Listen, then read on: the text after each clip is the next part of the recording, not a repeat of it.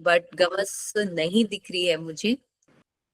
May be next class में वो दोबारा हमारे साथ जुड़ सकती है। तो गवर्नमेंट इंग्लिश मीडियम आश्रम स्कूल के बच्चों, यदि आप लोग अगर अपना वीडियो ऑन कर ले तो हमें समझ में आएगा कि हम लोग एक्चुअली, यस थैंक यू। अच्छा, गमस ही है शायद, ये गमस ही है ना आप लोग का नाम, आप लोगों का reflect, thank you sir.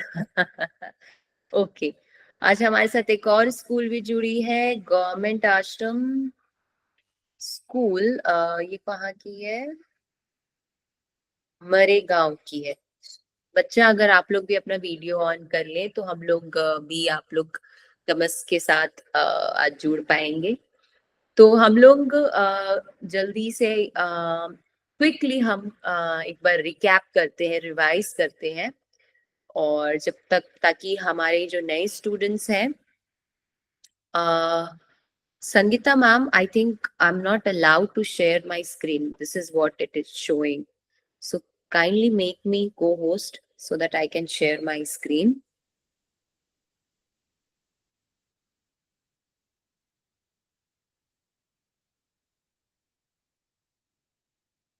Sangeeta ma'am and Prema ma'am, please make me co-host so that I can share my screen. I'm unable to share my screen.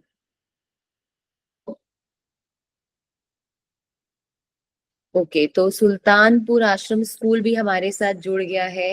Hello बच्चों। Okay, nice. संगीता मैम, मुझे होस्ट बना दीजिएगा please, मैं ना अपना screen share नहीं कर पा रही हूँ। Prema ma'am, if you there, okay. तो मीनवाइल वो अपना स्क्रीन शेयर करें बच्चा, हम लोग 1-2 मिनट और वेट करते हैं।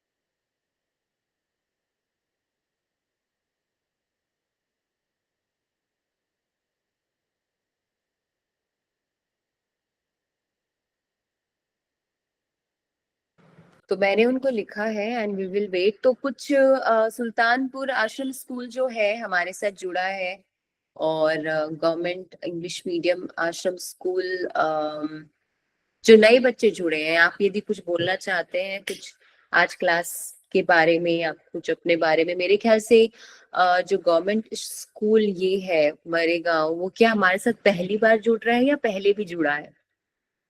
थैंक यू, थैंक यू, मैं को होस्ट हूँ। ओके, तो हम क्विकली शेयर करते हैं एग्जैक्टली कि हम लोग कहाँ You हैं। can share screen, Shalini. Sorry, I didn't make you co-host. I'm so sorry. So I will quickly now, मैं जल्दी से अपनी स्क्रीन शेयर करती हूँ। Okay, yes. तो ये आपकी बुक है, और मुझे पता है आप लोगों का यूनिट टेस्ट आ रहा है और आप लोग तैयारियां भी शुरू कर चुके होंगे। और इस क्लास में आपको यदि हमारा जो एक उद्देश्य है, यानी आप जब इंग्लिश क्लास में आते हैं, सब्जेक्ट इंग्लिश है, चाहे आप विज्ञान की क्लास में जाते हैं, मैथ्स की क्लास में जाते हैं, तो हम प्रयास करते हैं कि आप जो भी क्लासरूम में पढ़ रहे हैं अपने टीचर्स के द्वारा, उसमें यदि आपको कुछ सहायता मिल पाए हमारी क्लास के साथ। तो ये सुबह हमारी जो भी क्लासेस है शाम को अब हो चला है, ये हो रही है आप लोगों की मदद के लिए। तो हमने शुरुआत की थी a time to believe poem, समय है विश्वास करने का। बहुत ही मजेदार पोयम है बच्चों, घर में पढ़ो। किसी भी विषयों किसी भी विषय के बारे में अगर आप जानना चाहते हैं तो आपको उसके साथ समय बिताना पड़ेगा। समय बिताना, यदि आप अपने दोस्त के बारे में जानना चाहते हैं, यदि आप जानना चाहते हैं कि तारे चमकते क्यों हैं, टिमटिमाते क्यों हैं, सूरज इतना गर्म क्यों है, चांद रात में ही क्यों आता है, जो भी प्रश्न है, और चाहे वो कविता को लेकर है कि कवि कह रहे हैं ये समय है विश्वास का, अ टाइम टू बिलीव, तो वो क्यों कह रहे हैं, तो उस वो उत्तर पाने के लिए आपको कुछ समय अपने घर जाकर, आपके जब टीचर आपको पढ़ा देते हैं तो बच्चों घर जाकर पढ़ो, एक एक लाइन, एक भी शब्द नहीं समझ में आ रहा पूछो कि इसको कैसे बोलेंगे, BELIEVE, बिलीव, बिलीव का मतलब होता है विश्वास, नो का मतलब होता है जानना। तो ये कुछ चीजें हैं जो मैं बार बार हर क्लास में आपके लिए दोहराती हूँ कि विषय के साथ समय बिताओ। आप फोन के साथ बिताते हो, मुझे पता है, आप अपने दोस्तों के साथ बिताते हो, अपने स्कूल के दोस्त, घर के दोस्त, अपने विषय के साथ भी कुछ समय थोड़ा सा बिताने का प्रयास करो। और कोई दिक्कत नहीं है, कोई थोड़ा ज्यादा बिताएगा, कुछ थोड़ा कम। तो ये पोयम हमने पढ़ी, मैंने सारे एक्टिविटी जो कार्य आपको यहाँ पे दिए हैं वो हमने किए नहीं, क्योंकि मेरा उद्देश्य था कि आप इस पोयम को पढ़ें और सुने और समझें। जो शब्द आपको यहाँ पे दिए हैं, जिनका अर्थ आपको यहाँ पे दिया गया है, उन्हें पढ़ें, उनका अर्थ जानने का प्रयास करें। जो उत्तर प्रश्न का खेल यहाँ चल रहा है उसे भी करने का प्रयास करें। तो हमने ये एक्टिविटी ही की है और ये भी अच्छी है, अगर आपने की तो बहुत बढ़िया है।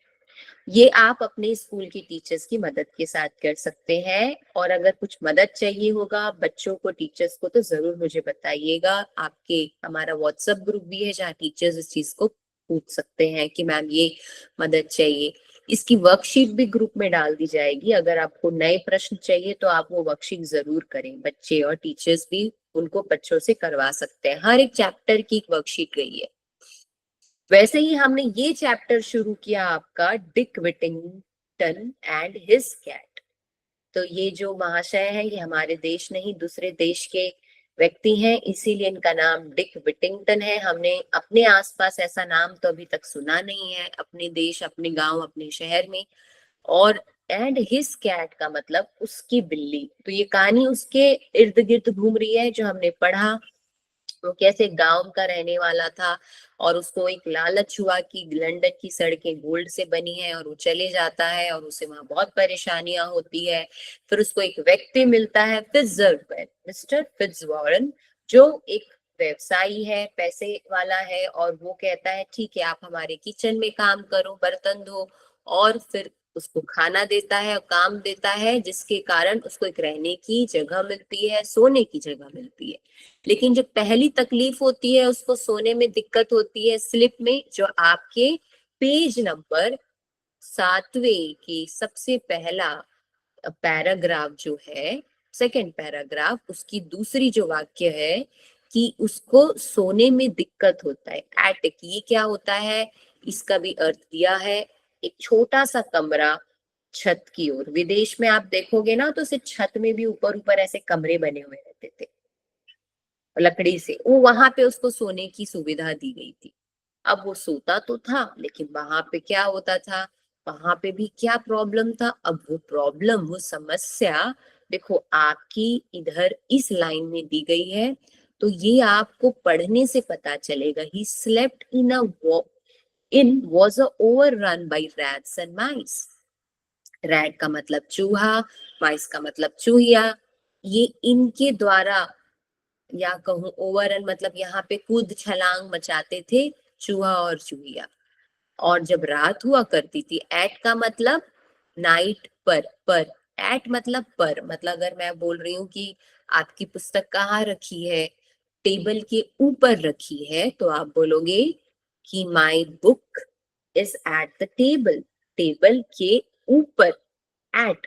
वैसे ही मतलब जब हम पर बोलते हैं, वैसे यहाँ पे फिर एट का जो प्रयोग हुआ है रात के साथ हुआ है। अब रात के ऊपर नहीं, लेकिन रात के समय, रात, तो वो भी हम एट बोलेंगे, रात के समय, एट नाइट। मैं पूछूंगी आप कब अपने घर से स्कूल के लिए आते हो, तो आप बोलेंगे ma'am at morning, at 6 AM, मैं सुबह 6 बजे, एट, तब भी हम एट का प्रयोग करते हैं। ठीक है, तो ये भी आप अपने रोज के बाद में बात जो आप अपने दोस्तों से करते हैं, एट का प्रयोग कर सकते हैं। स्कैम्पर्ड, स्कैम्पर्ड का मतलब रैन हियर एंड देयर, ये भी एक अच्छा शब्द है। स्कैम्पर्ड बहुत उतना इतना सरल शब्द नहीं है, क्योंकि हम इसको अपनी दिनचर्या में उतना प्रयोग नहीं करते स्कैम्पर्ड, लेकिन इसका मतलब होता है इधर उधर, अगर आपकी टीचर्स आपको देख रहे हैं कि बच्चे इधर क्लास में भाग रहे हैं, उधर इधर भाग रहे हैं, तो क्या बोलते हैं टीचर्स कि दे स्कैम्पर्ड, वो भी बच्चों के लिए, आपके लिए भी प्रयोग कर सकते हैं, ठीक है। तो वो भी आप इनका कोशिश कर सकते हैं इनका प्रयोग करने के लिए। तो ये हमने यहाँ तक पढ़ा। और एक दिन, एक वन नाइट डिक ने क्या किया, डिसाइडेड। डिसाइडेड का मतलब निर्णय लिया। अब यहाँ पे जो डिसाइडेड है, DECIDE, ये होता है डिसाइड, ठीक है। लेकिन जैसे ही इसमें डी जुड़ जाता है आखिर में, तो ये हो जाता है भूतकाल, डिसाइडेड। अगर आप मुझे पूछोगे कि दीदी आप प्रयोग करके दिखाओ, तो मैं अब आपको यहाँ पे जैसे एक उदाहरण के तौर पर, अगर हम एक उदाहरण के तौर पर एक काम करें, तो आप बोलोगे डिसाइड। डिसाइड का मतलब होता है निर्णय, ठीक है, निर्णय। और आप कुछ भी डिसाइड कर रहे हैं, निर्णय कर रहे हैं, तो आप उसको क्या बोलेंगे, जब ये ले लिया गया है, जब डिसीजन ले लिया गया है, डिसाइड कर लिया, तो क्या बोलता है, डिसाइडेड। ये हो जाती है आपकी स्पेलिंग। और इसका भूतकाल से संबंध है। जब भूतकाल में हम भूतकाल की बात कर रहे हैं, तो हम क्या प्रयोग करते हैं, डिसाइडेड। मैंने तो बोला आपको कि ये जो कहानी है, ये बताती है कि ये भूतकाल के बारे में, भूतकाल में जो क्रियाएं हुई हैं, उन चीज उसको ध्यान में रख के बनाई गई है। आप देखो कैसे डिसाइडेड। और यहाँ पे देखो, सबसे पहले कहानी की सबसे शुरुआत से ही पता चलता है वॉज, वॉस का प्रयोग हुआ है। और वॉस का मतलब क्या होता है, वॉस का मतलब होता है, आप लोग ध्यान दोगे तो मेरे साथ कुछ ना कुछ मैं जैसे सीखूंगी, आप भी सीखते जाओगे। था, वॉस का मतलब होता है था। तो यानी जिस व्यक्ति की हम इतनी दिनों से चर्चा कर रहे हैं, भाई साहब डिक की, वो वर्तमान में नहीं है, वो जीवित नहीं है, वो प्राणी एक समय था और उसकी चर्चा यहाँ हो रही है। इसीलिए कहानी भूतकाल के समय की दर्शाती है, वर्तमान में घटित नहीं हो रही है, ये भूतकाल में घटित हुई है। इसीलिए हम सब किस तरह बोल रहे हैं, एक डिक नाम का व्यक्ति था जो कहाँ रहता था कहाँ, एक छोटे गांव में। तो देखो फिर से लिव्ड आया है, ईडी लग गया। लिव का मतलब क्या होता है, रहना। लीव का मतलब होता है रहना। लेकिन जब ये भूतकाल में है, तो हम वो लगा देते हैं, क्या लगा देते हैं, लास्ट में डी लग जाता है, और ये रहता था बन जाता है, ठीक है। तो इस तरीके से हमेशा याद रखें आप, जब लास्ट में डी लग जा रहा है, ये शब्द आप इससे परिचित हैं, लेकिन आखिर में डी लग जा रहा है, तो यानी इससे ये समझ में आ जा रहा है कि ये भूतकाल में हमें लेकर जा रहा है। और ये चीज आपको अब समझने का प्रयास करना पड़ेगा, क्योंकि आप आगे क्लास में जाएंगे तो आपको और ऐसे पढ़ने को मिलेगा। तो फिर अगर आप अभी से ही तैयारी नहीं करेंगे तो आपको दिक्कत होगी। जहां जहां डिसाइडेड, लिव्ड मतलब भूतकाल की बात हो रही है, निर्णय ले लिया गया है, वो रहता था, वैसा ही यहाँ पे। तो कहानी मैं यही आप लोगों का बार बार ध्यान दर्शाने की कोशिश करती हूँ कि आप जब पढ़ रहे हैं, समझने का प्रयास, सबसे पहले प्रश्न ये पूछें कि कहानी अभी वर्तमान काल में घटित हुई है कि भूतकाल में।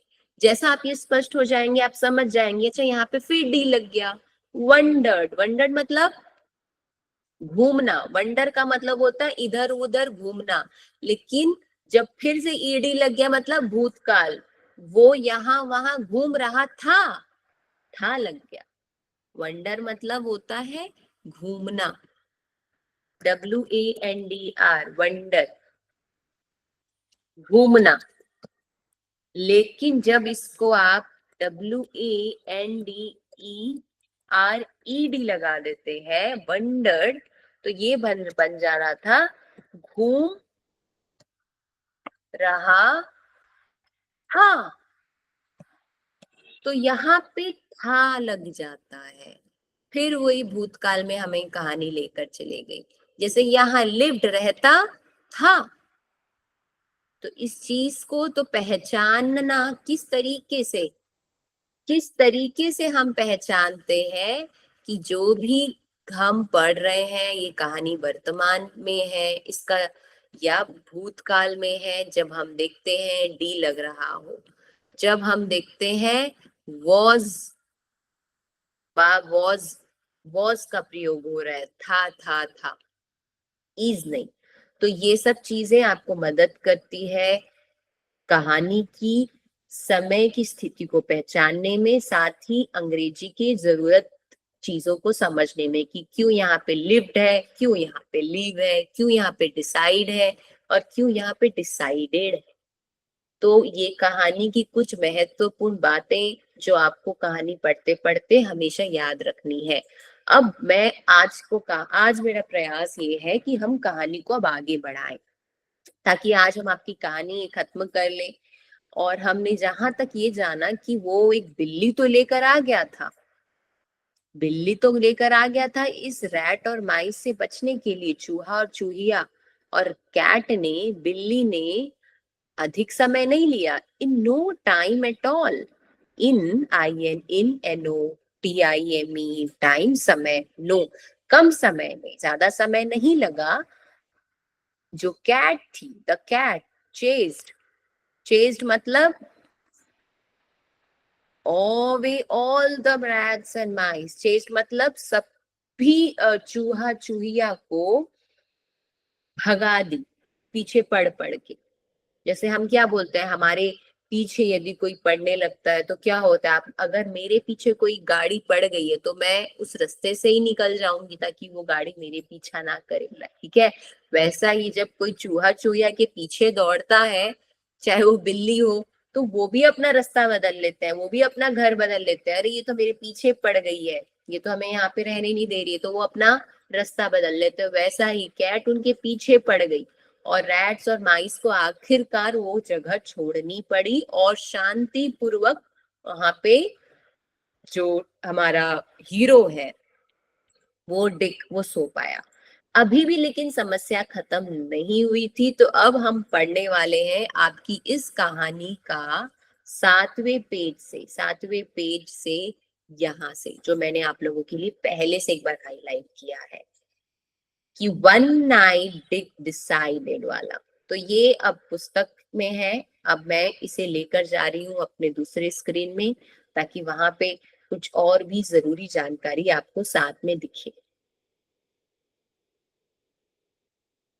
तो साथ में आज हमारे साथ जो भी स्कूल जुड़ी हुई है, आप लोग बस मुझे सुनेंगे ताकि हम इस कहानी को पढ़ें। और आप अगर कुछ भी इंटरेस्टिंग आपको लगता है, कुछ नोट्स बनाना है, तो आप भी बना सकते हैं, जो जरूरी है। तो अब हम पढ़ रहे हैं आपकी, जैसे मैंने कहा, आपकी 7वें पेज से दूसरा पैराग्राफ, तीसरा, वन नाइट डिसाइडेड वाले पैराग्राफ से। एक सेकेंड, यहां से नहीं, यहां से पढ़ रहे हैं हम लोग। मैंने आप लोग के लिए थोड़ा रिवीजन किया है। मतलब हम 7वें पेज नंबर 7वां को पढ़ेंगे, और आप अगर चाहें तो बुक भी रख सकते हैं, नहीं तो आप बस मेरी स्क्रीन को देखेंगे। द अदर डिफिकल्टी मतलब हिंदी में क्या है, आप इसको मराठी में भी साथ साथ ट्रांसलेट कर सकते हैं। दूसरी कठिनाई, एक कठिनाई तो वो थी जिसको बिल्ली ने भगा दिया, चूहा और चूहिया। अदर मतलब दूसरी। अब जो दूसरी परेशानी थी, तो जब अदर शब्द का आप कहीं पे भी इस्तेमाल करते हुए देखते हैं, तो उसका मतलब आप तुरंत समझ जाएं कि इसका मतलब है दूसरा। अब जो दूसरी परेशानी, डिफिकल्टी का क्या मतलब होता है, कठिनाई। आपको इंटरनेट की कठिनाइयां होती है, कठिनाई है, तो आप क्या वर्ड का, किस अंग्रेजी शब्द का इस्तेमाल करेंगे, डिफिकल्टी, DEIFFICULTY, डिफिकल्टी। अब दूसरी तकलीफ क्या थी, वो ये थी, which was not easy to overcome. Which, which अलग अब एक और अच्छा शब्द है, विच का मतलब जिस, जिस, जिस पर, जब हम प्रश्न पूछ रहे हैं किस पर, तो आप बोलते हो जिस पर, तो वो विच भी हो सकता है, विच का एक शब्द का प्रयोग कर सकते हैं। अब फिर से देखो, भूतकाल के लिए वॉज का प्रयोग हुआ है। नॉट सो इजी, इजी मतलब सरल। ओवरकम का क्या मतलब होता है, काबू पाना, काबू पाना, ओवरकम कर जाना किसी समस्या को। हम बोलते हैं ना, अरे मेरे जीवन में इतनी बड़ी समस्या थी, मैं स्कूल से घर जाता था, इतनी बारिश होती थी, आज मैंने नया छाता पा लिया। तो आपने जो वो उस परेशानी से जो आपने निकला है, उसको हम बोलते हैं ओवरकम कर जाना, काबू पाना, और वो आपने पाया। तो वैसे ही उस, ये जो समस्या थी डिक विटिंगटन की, वो सरल नहीं थी, which was not easy to overcome. जिस पर काबू पाना सरल आसान नहीं था। और वो क्या थी, बहुत इंपॉर्टेंट, आप इसे ध्यान से सुने, वो ये थी कि वो अपने कुक, जो उसका हेड बोल लीजिए, उसका बहुत चिड़चिड़ा स्वभाव था, और वो उससे मतलब निकल नहीं पा रहा था। इसीलिए इसने कहा है राइटर ने, काबू नहीं पा रहा था, इतना सरल नहीं था, काबू नहीं पा रहा था। और ये एक अलग समस्या खड़ी हो गई थी डिक के लिए। बैड टेम्पर का मतलब, बैड टेम्पर को हम हिंदी में क्या बोलेंगे, चिड़चिड़ा स्वभाव। ये भी बहुत जरूरी है आप लोग के लिए, कि जब आप कह रहे हैं आज मेरे टीचर का तो बहुत बैड टेम्पर था, गुस्सा कर रही थी, तो आप क्या बोलेंगे, चिड़चिड़ा स्वभाव। she shouted and screamed all day, would scold Dick, hit him with a wooden spoon, even when he was working as hard as he could. इसका क्या मतलब हुआ, शी, क्योंकि वो लड़की थी जो कुक थी, इसीलिए उसके लिए का प्रयोग किया गया। उस, वह, जब हम कहते हैं कि अब आपका नाम यदि अरविंद है, और आप, अरविंद ने आज मैथ्स क्लास की, फिर अरविंद यहाँ से साइंस क्लास करने के लिए, विज्ञान की क्लास करने गया, फिर वो घर गया, तो हम बार बार अरविंद अरविंद अरविंद का नाम ना प्रयोग करके हम कहते हैं अरविंद घर गया, फिर वह साफ सफाई अपनी करके, अपने रूम की करके, फिर आराम किया, तो हम वह का प्रयोग करते हैं। और वह अगर लड़का है तो ही का प्रयोग होगा, और अगर लड़की है तो शी का प्रयोग होगा। तो ये आप ध्यान में रखें, ये इसका मतलब होता है वह। वो क्या करती थी, क्यों उसका इतना चिड़चिड़ा स्वभाव होने के कारण वो क्या करती थी, डिक के ऊपर चिल्लाती थी। चिल्लाना को क्या कहते हैं, शाउटेड। स्क्रीम्ड, डांटती थी। चिल्लाना, स्क्रीम का भी मतलब होता है चिल्लाना, चीखना, दोनों का वही मतलब है, शाउटेड, स्क्रीम्ड। पूरा दिन, ऑल डे, पूरा दिन उस पर चिल्लाती रहती थी, डांटती रहती थी। वुड स्कोल्ड, इवन, स्कोल्ड मतलब सजा देना, यहाँ तक कि, यहाँ तक कि वो डिक को सजा भी देती थी। और क्या करती थी, हिट हिम का मतलब क्या होता है, मारना। वो डिक को मारती भी थी। और किससे मारती थी वो मारती थी वुडन स्पून से। बड़ी बड़ी चमचा होता है, उसके कॉर्नर आखिर में एक लकड़ी का पकड़ने का बना हुआ रहता है, तो उसको वुडन स्पून बोलता है। वो उससे भी उसको मारती थी। इवन, अगर, यहाँ तक कि वो पूरा काम अच्छे से करता था, डिक पूरा काम अच्छे से करता था, सारे बर्तनों को अच्छे से धोता था, पूरा किचन क्लीन रखता था, फिर भी वो उस पर चिड़चिड़ाती थी, डांटती थी, और उसको वुडन स्पून से मारती थी।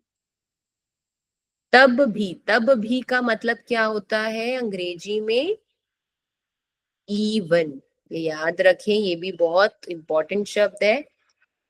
when he was working as hard as he could, तब भी जब वो पूरी मेहनत कर रहा होता है, जितना हार्ड, जितना मेहनत वो कर सकता है वो कर रहा है, तब भी उस पर वो चिल्लाती और डांटती और उसे मारती थी। एक दिन, वन नाइट, वन नाइट का क्या मतलब होता है?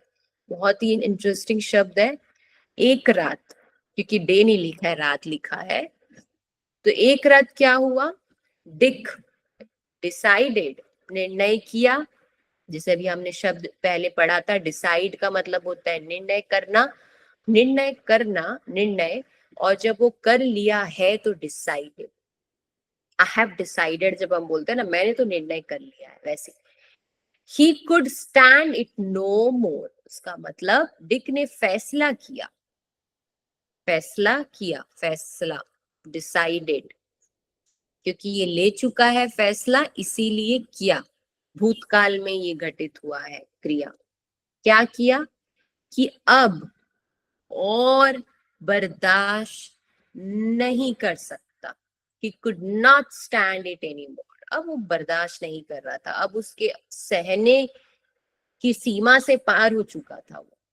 और early the next morning, early मतलब सुबह सुबह, अगली सुबह, he before the cook was up, जो कुक है उसके उठने से पहले, रसोईया के उठने से पहले, he set out with his cat to seek his fortune elsewhere. इसका मतलब रसोईया के उठने से पहले वो अपनी बिल्ली के साथ कहीं और अपना भाग्य तलाशने निकल पड़ा। फॉर्च्यून का मतलब होता है भाग्य, अंग्रेजी में भाग्य को कहते हैं फॉर्च्यून। कहीं और चले जाना क्या बोलेंगे? कहीं और, कहीं और, उसको हम बोलेंगे एल्सवेयर। और ढूंढने, सीक, और किसके साथ गया? अपनी बिल्ली के साथ। के साथ का मतलब क्या होता है? के साथ का मतलब होता है अंग्रेजी में विथ। तो वो बिल्ली के साथ, with cat, he decided to go elsewhere, कहीं और जाएगा, फॉर हिज फॉर्च्यून, अपने भाग्य तलाशने के लिए। ठीक है। और फिर क्या हुआ? The two of them walked as far as Holloway, वो जितना दूर जा सकते थे वो निकल गए। और ऑन देयर वे, रास्ते में जब वो जा रहे थे लंदन,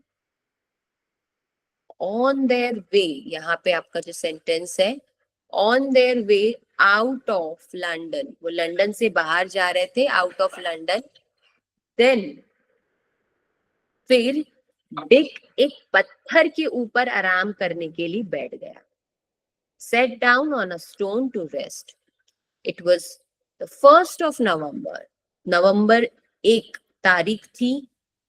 ऑन सैंड्स डे, एक त्योहार वहां मनाया जाता है जिसे सैंड्स डे कहा जाता है। The church bell was ringing, जो त्योहार है वो वहाँ एक संस्कृति है जो मनाया जाता है। और जैसे हम मंदिर जाते हैं, वहां के लोग, जिस देश से डिक था वहां पे लोग चर्च जाया करते थे, तो जैसे हमारे मंदिरों में घंटियां हैं, वहां पे बेल होती हैं, वहां पे बेल्स सारी बजने लग गई थी, क्योंकि त्योहार था। तो वो देख सक रहा था, सुन सक रहा था कि चर्च की जो घंटियां हैं वो रिंगिंग, बज रही है।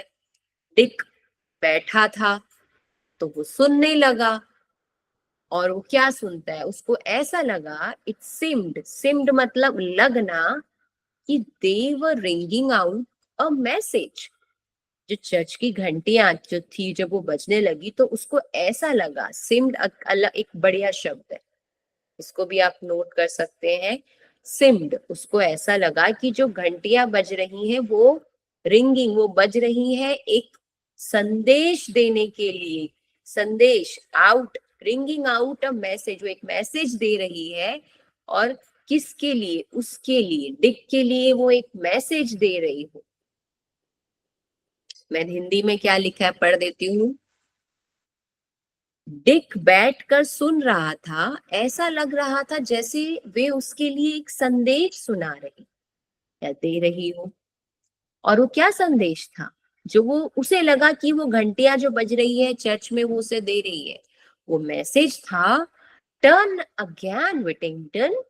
इसका मतलब वो ये बोल रही है कि वापस आ जाओ विटिंगटन, दो वर्दी citizen, Lord mayor of London, Lord mayor of London.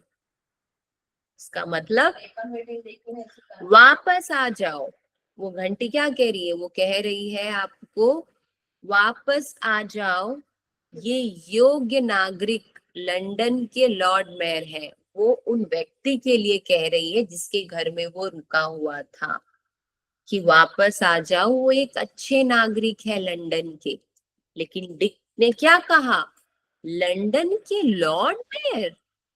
मैं लॉर्ड मेयर बनना चाहता हूँ और एक बढ़िया बग्गी में सफर करना अगर यही मेरे लिए तय है तो मैं रसोइये की कुछ डांटे भी सह सकता हूँ। अच्छा, वो उसको लगा वो कह रही है कि आप लॉर्ड मेयर है लंदन के डिक, आप एक अच्छे नागरिक हैं तो आप वापस आ जाइए। तो अब वो सोचने लग गया, अच्छा मैं हूँ लॉर्ड मेयर और अगर मुझे बनना है, एक वरिष्ठ पोस्ट होती है शहर की जहाँ पे वो शहर को जैसे चलाते हैं, जैसे हमारे लिए कलेक्टर एक अच्छी पोस्ट है, कमिश्नर एक अच्छी पोस्ट है, वैसे लंदन में एक पोस्ट होती है, उस समय हुआ करती थी लॉर्ड मेयर की। और वो उसको लगा वो जो घंटी बज रही है चर्च में वो उसे वही बता रही है कि आप तो लॉर्ड मेयर है, वरिष्ठ नागरिक है हमारे शहर लंदन के, वापस आ जाइए। और उसको लगा अच्छा मुझे लॉर्ड मेयर बनना है तो मुझे उस कुक की थोड़ी डांट सह लेनी चाहिए। और इसीलिए वो क्या निर्णय करता है, वो वापस चले जाता है। So Dick and his cat retrace their steps to Mr. Fitzwarren's house. वो वापस चले जाते हैं। Luckily they were able to slip back before they had been missed. और वो चुपचाप से जाके सो जाते हैं और अंदर घर में घुस जाते हैं बैक बिफोर, किसी के पहले जाग जाने से या पहचान जाने से कि दोनों तो भाग गए थे। तो जब किसी को पता ही नहीं रहता है, शायद रात का समय था, सब सो रहे होते हैं, इसीलिए वो चुपचाप से अंदर चले जाते हैं और अपने स्थान में जाकर सो जाते हैं। यही चीज यहाँ पे भी लिखी है। इसलिए डिक और उसकी बिल्ली श्री फिट्जवॉरन के घर की ओर वापस लौट आते हैं। सौभाग्य से वे छूटने से पहले ही वापस लौट आए। अब फिट्जवॉरन अब फिट्जवॉरन के बारे में बताया जा रहा है। ये आपके कहानी के, अब हम एक दोबारा से आपकी पुस्तक खोल रही हूँ ताकि हमें पता चले कि वो हम किस सेक्शन में है, किधर है। यहाँ पे अब हम पहुंचने वाले हैं। यस, तो 7वें पेज का आखिरी पैराग्राफ है जो हम पढ़ने वाले हैं, ये वाला पार्ट। नाउ का मतलब अब। तो हमने अभी तक जो 7वें पेज में पढ़ा वो पूरी कहानी था कि कैसे फिट्जवॉरन के घर में जो आदमी डिक काम करता था वो अपने कुक से परेशान था और उसको भाग जाता है बिल्ली को लेकर और उसको एक आवाज सुनाई देती है चर्च की जो घंटी बजती है और वो घंटी उसको लग रहा है बोल रही है कि तुम तो मेयर हो, वापस जाओ। और वो सोचता है हाँ मुझे मेयर तो बनना है, यदि इस शहर का एक बड़ी हस्ती, एक बड़ी पोस्ट, तो मुझे उस थोड़ी डांट सुननी पड़ेगी, मार खानी पड़ेगी। और वो चले जाता है और उस समय रहते पहुंच जाता है, किसी को पहले पता चले कि ये दोनों तो भाग गए थे, बिल्ली और डिक। अब वापस आने के बाद अब यहाँ पे थोड़ा आखिर में फिट्जवॉरन के काम के बारे में बताया जा रहा है कि वो क्या करते हैं और हम वही वाला पार्ट पढ़ रहे हैं। Now Mr. Fitzwarren used to send ships far across the sea to trade with other countries. Now Fitzwarren used, देखो फिर से डी लग गया, यूज का मतलब यूज शब्द का मतलब होता है किसी का इस्तेमाल करना, लेकिन हम ये भी यूज का एक तरीके से तब भी इस्तेमाल करते हैं कि जो चीज लगातार होती हो। जैसे अगर मैं बोलूं कि मैं तो क्लास में लेट आती हूँ, तो क्या बोलेंगे हम? I use I use to come late in the class. मैं हमें आदत है मेरी, आपकी यदि किसी की आदत है कि मैं तो क्लास में सो जाती हूँ, तो आप बोलेंगे I use to slip in English class. यदि आप मेरी क्लास में सो जाते हो तो आप यही मुझे लिख के बताइएगा जब आपसे फीडबैक मैं लूंगी कि आप क्लास में क्या करते हो। जब मैं आपके साथ बात करती हूँ तो आप बोलोगे मैडम आपकी क्लास में तो हम बहुत हल्ला करते हैं, हम बहुत वीडियो ऑफ करके एक एक दूसरे के साथ मस्ती करते हैं। तो आप बोलिएगा I use to play in your classes, है ना। वैसे फिट्जवॉरन क्या करते थे? सेंड मतलब भेजना। कहाँ? अब उनकी शिप्स थी, बड़ी बड़ी जो जहाज होती है ना, वो बड़ी बड़ी जहाज वो थी, और वो भेजते थे अपने शिप को फार अक्रॉस द सीज, मतलब समुद्र के उस पार अलग देशों में। और वो अपने शिप में भेजते थे। क्यों भेजते थे? ताकि व्यापार कर सके दूसरे देशों के साथ। जैसे आप देखते हैं, आप अपने गांव में देखते हैं, आपके पास होंडा की स्कूटी है, होंडा बाइक है, या यदि आपके पास कोई दूसरी कंपनी हीरो की बाइक है, होंडा की अगर है, तो वो हमारे देश में नहीं बनी है, वो बनी किसी और देश में है। तो उस देश से वो गाड़ी हमारे देश आती कैसे है? समुद्र पार करके।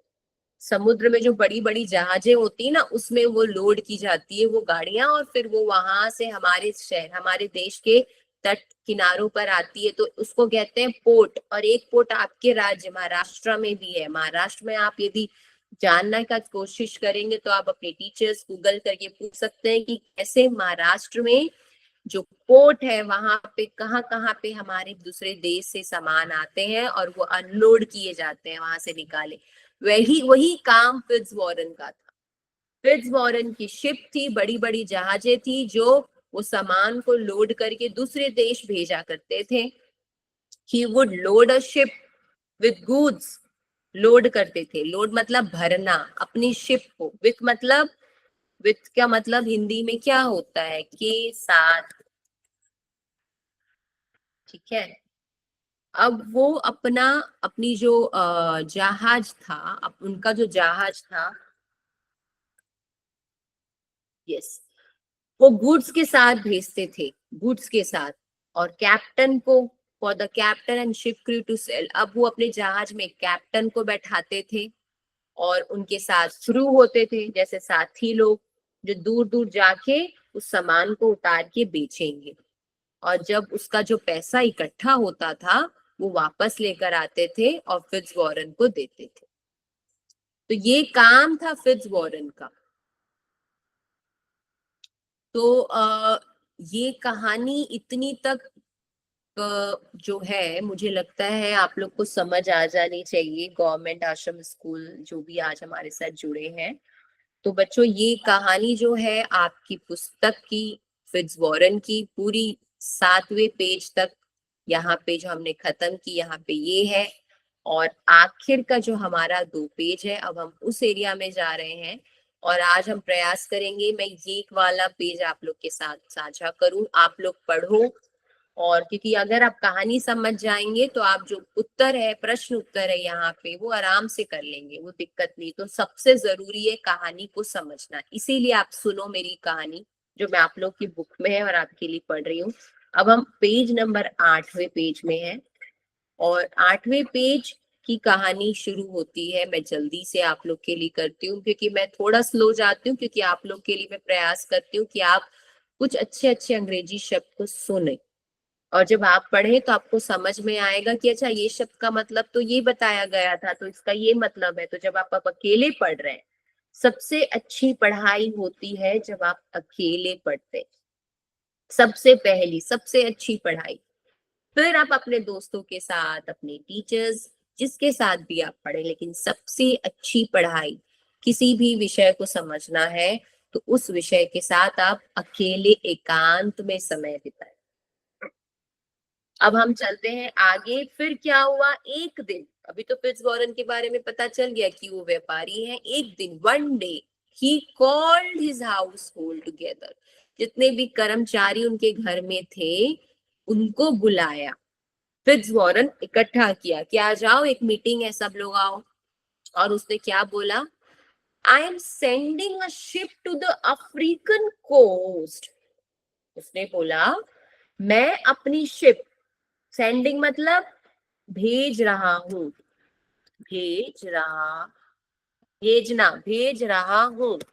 अभी ये वर्तमान में लाइन आ गई है, पूरी कहानी भूतकाल की है, लेकिन ये लाइन को इन्होंने जैसे का तैसा राइटर ने लिखा है। जब जैसे का तैसा लिखा जाता है तो हम डबल कोटेशन का प्रयोग करते हैं। आप देख रहे हैं यहाँ पे लेखक ने दो ऊपर दो नीचे वाली जो बिंदु है, ये ऊपर में जो दो बिंदु है ये आपके पुस्तक में भी है। इसका मतलब देखिए आपके पुस्तक में भी कहाँ गई, यस ये रही, आपके पुस्तक में भी यहाँ पे दो बिंदु का प्रयोग है। ये जो दो बिंदु का यहाँ ऊपर है, बोलते हैं अंग्रेजी में से कहते हैं कॉमा, या मुझे देखना पड़ेगा। तो जब भी आपको ये ऊपर में दो ऐसा मिले, इसका अर्थ होता है कि यहाँ पे लेखक ने वाक्य को पूरा जैसे का तैसा लिखा है, जैसा फिट्जवॉरन ने कहा वो वैसा ही लिखा है। और इसीलिए यहाँ पे भूतकाल नहीं, आप अतीत यानी वर्तमान में जो वाक्य उसने बोला था वैसा ही उसमें लिखाया गया है। जैसे अगर आपको कोई बोला कि मैम ने आज आप अंग्रेजी की क्लास में बैठे थे, आपको एक वाक्य याद है जो टीचर ने कहा है, सिर्फ एक वाक्य, तो आप क्या बोलोगे कि हाँ क्लास हुई थी अतीत में।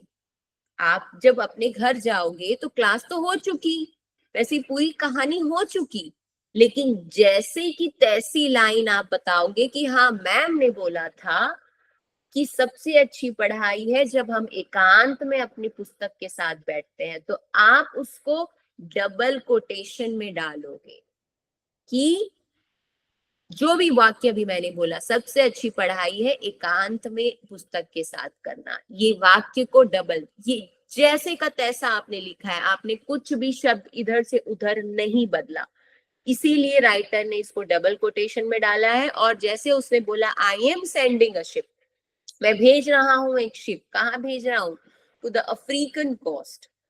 अफ्रीकन कोस्ट जो है वहां अफ्रीका देश के जो कोस्ट है वहां पे भेज रहा है, किस लिए, ट्रेड व्यापार करने के लिए। यही चीज लिखा है, ये सब अपने काम जो भी उसके घर में रहते थे उनको आकर यही बोला हिंदी में, मैं आपको पढ़ देती हूँ। मैं व्यापार के लिए एक जहाज अफ्रीकी तट, तट को अंग्रेजी में क्या बोलते हैं, बढ़िया शब्द है कोस्ट। तो ये रहा, कहाँ गया अंग्रेजी शब्द, ये रहा कोस्ट। ठीक है, तो आप इस चीज को याद रखें कि कोस्ट का मतलब होता है तट। वहां पे मैं भेज रहा हूं तो उसने फिर पूछा कि would any of you, would मतलब any of you like to send something, क्या तुम कुछ, क्या क्या तुम कुछ, यू, तुम, यू मतलब तुम, लाइक चाहते हो, क्या चाहते हो, भेजना, सेंड मतलब होता है भेजना, क्या तुम लोग कुछ भेजना चाहते हो। मैं तो अपना शिप भेज रहा हूं, लेकिन क्या तुम लोग, समथिंग मतलब कुछ, क्या तुम कुछ भेजना चाहते हो। और फिर उसने ये भी उदाहरण दिया कि क्या भेज सकते हो, अगर तुम भेजोगे तो क्या होगा, you can then share in the profits.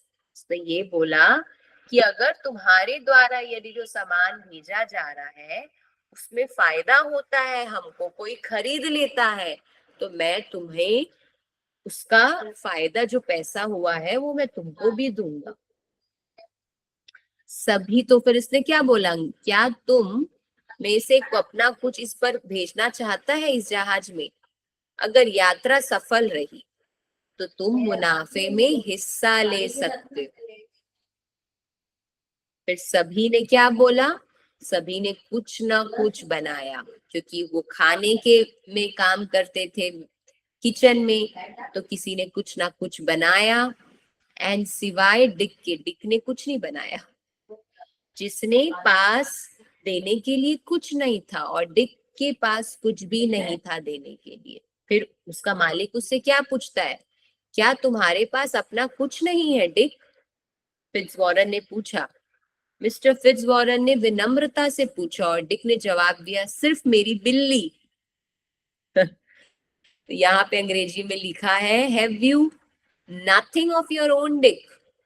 तुम्हारा कुछ अपना नहीं है देने के लिए? आस्क्ड फिट्जवॉरन काइंडली, विनम्रता से पूछा। एंड और डिक रिप्लाइड, रिप्लाइड मतलब जवाब दिया, ईडी लग गया है, लास्ट में डी लग गया है, पास्ट भूतकाल, रिप्लाइड दिया। और क्या रिप्लाइड दिया? ओनली माई कैट, मेरे पास मेरी बिल्ली है बस देने के लिए। तो फिर फिट्जवॉरन ने क्या बोला? Then let your cat go on the ship, तो फिर तुम्हारी बिल्ली को भेज दो शिप में। हिज डॉटर, फिट्जवॉरन की एक बेटी थी एलिस, उसने क्या कहा? उनकी एक बेटी थी एलिस, उसने कहा डिक लव्स हिज कैट। उनकी बेटी ने बोला कि डिक को अपनी बिल्ली बहुत पसंद है, वो नहीं देने वाला है। Let me put something in for him, मैं इसके बदले कुछ दे देती हूँ। किसकी? फिट्जवॉरन की बेटी बोली डिक के लिए। डिक के पास तो कुछ नहीं है, उसके पास तो उसकी बिल्ली है और वो बिल्ली को वो छोड़ेगा नहीं, तो मैं उसकी जगह कुछ दे देती हूँ। तो उसके पापा ने तुरंत बोला, नहीं, no, it must be his, उसका कुछ होना चाहिए, not something belonging to someone else, किसी और का नहीं। So Dick fetched his cat, Dick ने अपनी बिल्ली लाया और बिल्ली को गुड बाय बोला। और कैप्टन बहुत खुश था, कैप्टन वॉज डिलाइटेड, क्योंकि बिल्ली एक अच्छी माउसर थी। क्या करती है बिल्ली? बिल्ली तो चूहे पकड़ने माहिर है, बिल्ली बहुत अच्छा चूहा पकड़ने वाली थी, इसीलिए उसकी अपनी यात्रा चूहों से कोई परेशानी नहीं। हो सकता है शिप में भी चूहे हैं, तो इसीलिए कहीं ना कहीं वो चूहे या बिल्ली को देख के भाग जाएंगे। तो ये कहानी आज हमने फिर पढ़ी, और ये हमने आपकी जो कहानी पढ़ी है वो आज हमने करी है पेज नंबर 8 के यहाँ तक। So Dick fetched his cat, fetched का मतलब लाना, FETCHED, फेच्ड लाना, अपनी कैट, हीज मतलब अपनी, और उसको गुड बाय बोला। तो आप लोग इस कहानी को पढ़िए, और बाकी और भी जो पार्ट है मैं चाहती हूँ यदि आपको लगेगा तो मैं कल आप लोग से पूछूंगी नेक्स्ट क्लास में कि आपने पढ़ा। यदि आप मुझे ये कहानी का आगे का अंतराल पेज नंबर 8 और पेज नंबर 9 अगर आप लोग मुझे बता देते हैं तो हम जल्दी से कुछ क्वेश्चन आंसर आप लोग के लिए करेंगे, नहीं तो फिर मुझे ये बची हुई कहानी आप लोग के लिए पढ़नी होगी। तो दोबारा मैं यही कहूंगी, आप घर जाएं और इस कहानी को पढ़ें। तो आज मैंने कुछ ज्यादा एक्टिविटी आप लोग के साथ नहीं की, क्योंकि आप लोग के लिए कहानी भी सुनना जरूरी होता है, कभी कभी आपको कहानी पढ़ना भी जरूरी होता है, तो पढ़ो। हमेशा मैं यही कहूंगी, आप लोग प्लीज पढ़ो, अपने घर जाकर स्टोरीज पढ़ो। विज्ञान में अगर आपकी रुचि है, विज्ञान तो आपका विषय भी है, उसे भी पढ़ो। तो अपना एक टाइम टेबल अच्छा से आप बनाओ, और अगर कोई भी दूसरी परेशानी है क्लास में कोई भी, तो आप मुझे क्लास में आराम से अनम्यूट कर कर कभी कभी वो भी बता सकते हैं। यदि आपको विषय से जुड़ी परेशानी है, यदि आपको कोई भी परेशानी है, आप बिल्कुल मुझे एक दोस्त के रूप में अनम्यूट करके कभी भी, हम नेक्स्ट क्लास में, क्लास से पहले आप बता सकते हो कि मुझे ये परेशानी है दीदी, या ये परेशानी है, हम देखेंगे हम क्या कर सकते हैं। ठीक है, आज की क्लास यहीं खत्म होती है बच्चों, आप लोग जा सकते हो, बाय।